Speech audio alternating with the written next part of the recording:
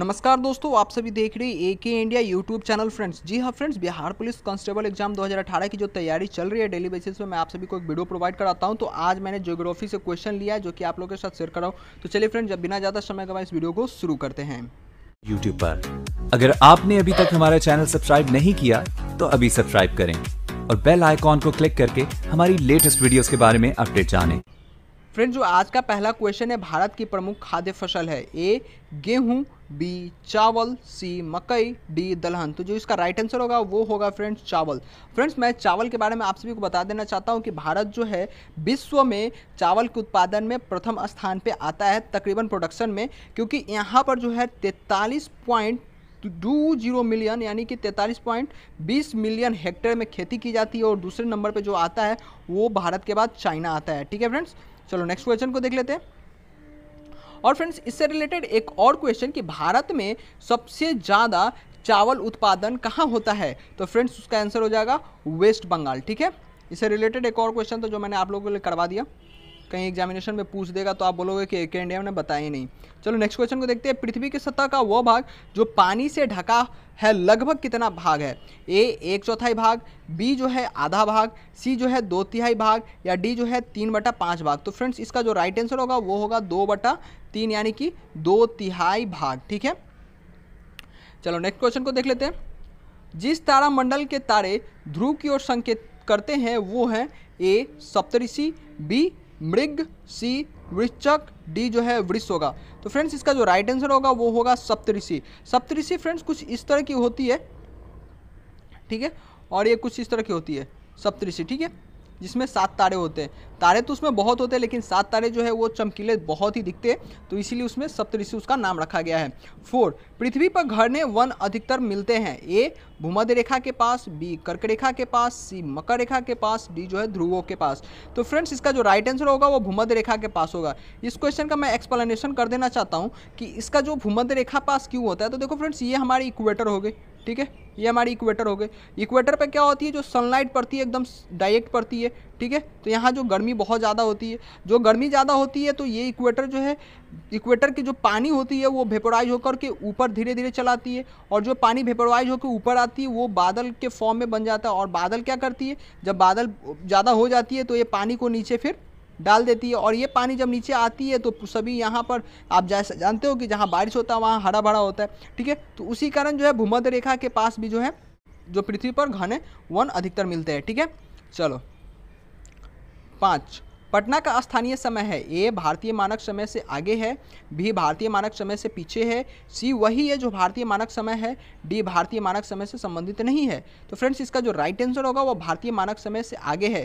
देखो फ्रेंड्स, इसके बारे में मैं बताना चाहता हूँ कि जो IST होता है यानी कि इंडियन स्टैंडर्ड टाइम, वो हमारे मिर्ज़ापुर से सबसे पहले गुजरती है, जो कि यूपी में पड़ता है। ठीक है, यूपी में मिर्ज़ापुर से गुजरती है। ठीक है, अब बता देना चाहता हूँ कि कितनी आगे है। तो तकरीबन फ्रेंड्स ये 5.5 घंटा जो है आगे है। ठीक है, 5.5 घंटा आगे है। चलो बात कर लेता हूँ नेक्स्ट क्वेश्चन यानी कि 6 नंबर। पृथ्वी को सूर्य की परिक्रमा करने में लगता है कितना समय, कितना दिन। तो ए जो है 365 दिन, बी जो है 365.25 दिन, सी जो है 365.5 दिन, या डी जो है 365.75 दिन। तो फ्रेंड्स, जो इसका राइट आंसर होगा वो 365.25 दिन होगा। और यही 4 साल में मिलकर के 0.25 4 साल में मिलकर के एक लीप ईयर यानी कि एक दिन बढ़ जाता है, यानी कि 366 दिन हो जाता है।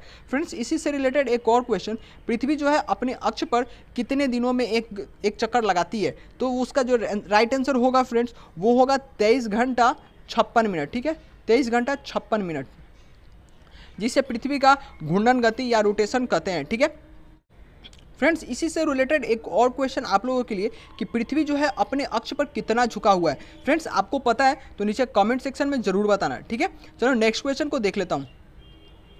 7 सौरमंडल का सर्वाधिक गर्म ग्रह है कौन। ए बुध, बी शुक्र, सी मंगल, डी पृथ्वी। ये आपके ऑप्शन हो गए। इसका जो राइट आंसर होगा फ्रेंड्स ये होगा शुक्र। अब आप सोच रहे हो कि बुध तो पास में होता है लेकिन शुक्र बाद में है, तो शुक्र कैसे गर्म हो सकता है। ठीक है, तो देखो मैं बता देना चाहता हूँ, जो शुक्र पे CO2 होता है। ठीक है, जो कि वायुमंडलीय क्षेत्र इसका बना लेता है। सूर्य की रोशनी तो इसमें जा सकता है, शुक्र ग्रह पे, लेकिन इसकी जो गर्मी है वो बाहर नहीं निकल सकती है।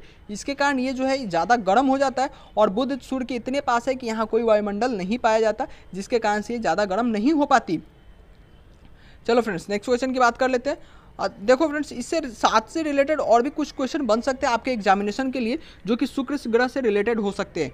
ये सबसे पहले चमकीली तारा है, सबसे चमकीला तारा हमारे ब्रह्मांड का कौन है? शुक्र है।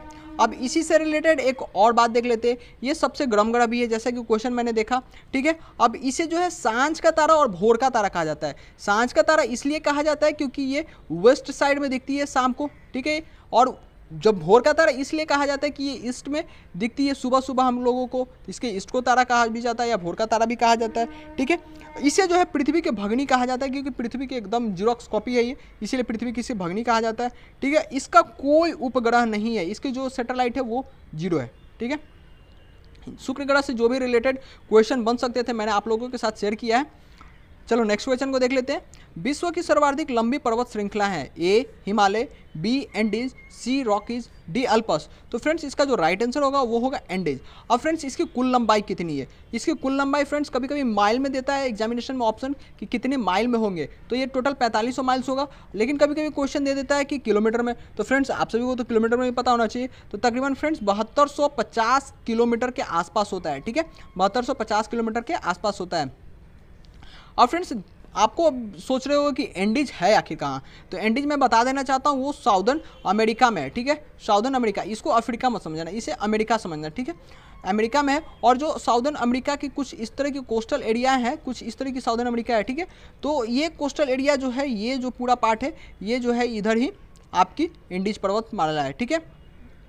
चलो नेक्स्ट क्वेश्चन को देख लेते हैं। विश्व की बृहत्तम डेल्टा निर्मित होता है, ए गंगा एवं ब्रह्मपुत्र द्वारा, बी मिसिसिपी द्वारा, मिसौरी द्वारा, सी यांगसी कियांग द्वारा, या डी हांगहो द्वारा। तो फ्रेंड्स इसका जो राइट आंसर होगा वो गंगा एवं ब्रह्मपुत्र द्वारा होगा। फ्रेंड्स ये जो सबसे बड़े डेल्टा विश्व की है वो है सुंदरवन डेल्टा, आपको भी पता होगा, इजी क्वेश्चन है, सुंदरवन डेल्टा, क्योंकि ये भारत में है, ठीक है।